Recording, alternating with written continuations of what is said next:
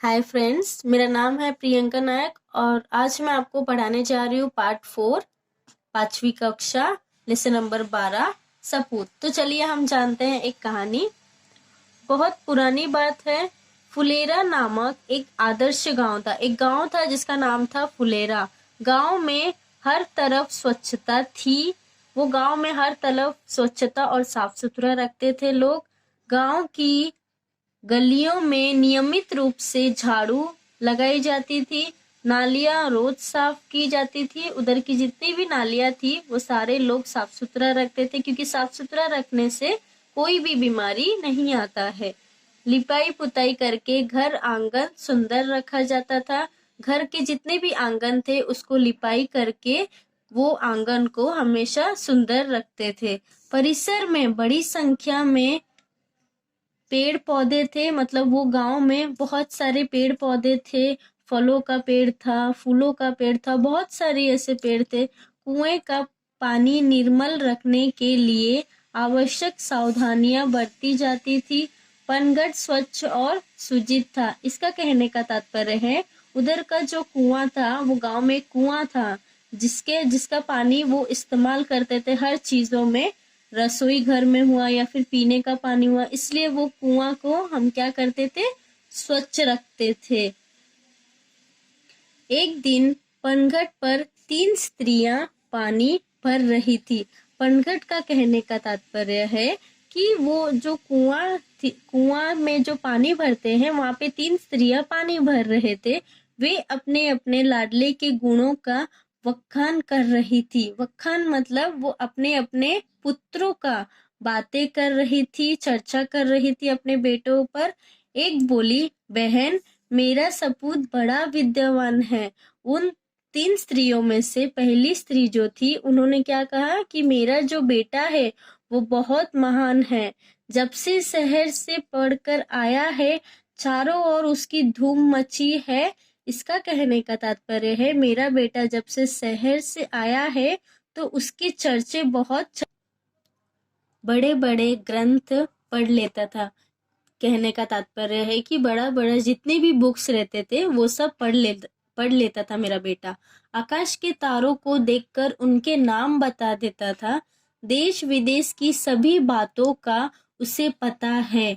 कहने का महत्व है कि मेरे बेटे को देश विदेश की सारी भाषाएं आती थी। दूसरी ने जोश में झट से आगे बढ़कर कहा।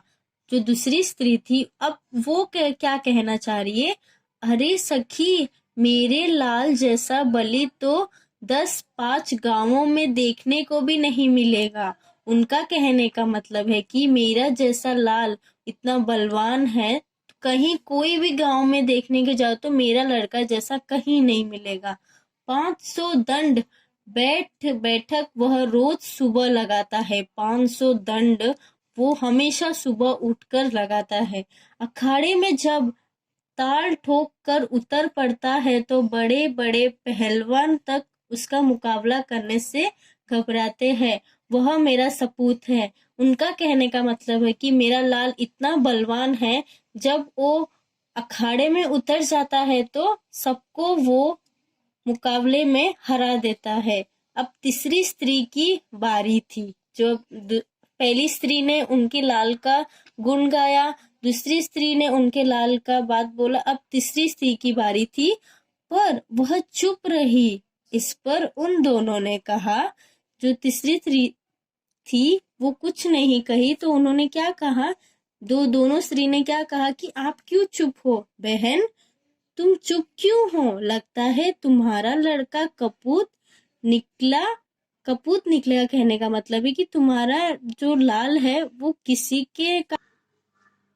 तीसरी स्त्री बिना किसी जोश या गर्व से बोली, बहनों, सपूत या कपूत जैसे शब्द तो मैं नहीं समझती, पर मेरा लाल मेरे लिए बहुत अच्छा है। तीसरी स्त्री ने ये कहा, मैं कपूत या सपूत तो नहीं जानती, बस मेरा जो बेटा है वो बहुत अच्छा है।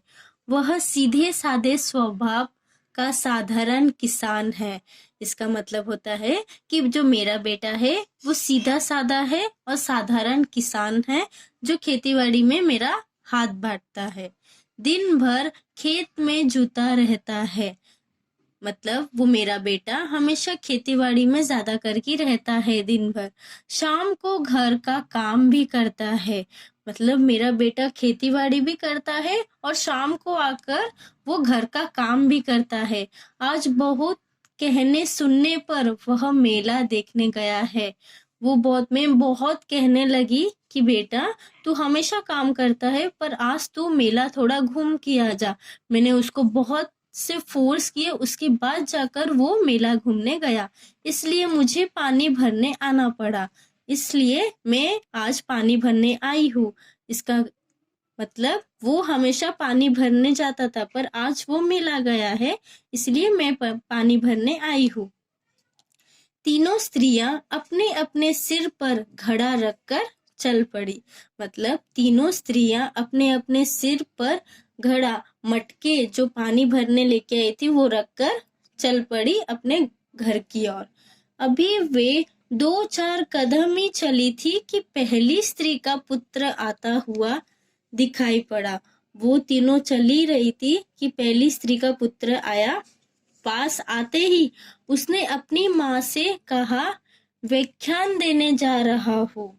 जैसे ही वो आया अपनी माँ को बोला, माँ मैं व्याख्यान देने जा रहा हूँ, भोजन वहीं करूंगा, मतलब मैं भोजन खाना उधर ही खा लूंगा। यह कहकर वह तेजी से चल गया। तभी दूसरी स्त्री का पहलवान पुत्र भी आता हुआ दिखा। तभी उस वक्त दूसरी स्त्री का जो पहलवान पुत्र है वो भी आया। वो मतवाले हाथी की तरह झूम रहा था, मतलब वो इतना पहलवान है कि हाथी की तरह झूम झूम की वो आ रहा था। अपने अपनी माँ से कहा, माँ, उसका हाथ दुख रहा, माँ आज दंगल में मैंने एक नामी पहलवान को बुरी तरह पछाड़ा। मतलब वो अपने माँ को क्या कह रहे हैं, माँ आज दंगल में मैंने, उनका कहने, वो अपनी माता जी को क्या बोल रहा था, माँ मैं दंगल में एक नामी पहलवान को पूरी तरीके से पछाड़ दिया, मतलब मैंने हरा दिया। पानी लेकर जल्दी घर पहुंचना, मुझे जोरों की भूख लगी है। वो बेटा ने क्या कहा, अपने पहलवान बेटा ने अपनी माँ को कि माँ जल्दी से पानी लेकर पहुंचना, मुझे बहुत जोर से भूख लगी है।